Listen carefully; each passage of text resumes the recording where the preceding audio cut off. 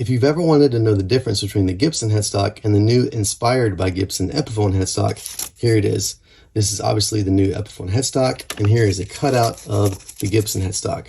You can tell at the bottom the contours follow each other, and then once it gets to this corner here, the Epiphone headstock sticks out further, and then it begins to follow the contours again once it gets up to the open book portion of the top of the headstock, but you can tell that the Epiphone is much longer at the top. Also take note of the tuner holes. You can see here that the Gibson holes are much lower and don't intersect the Epiphone tuner holes at all.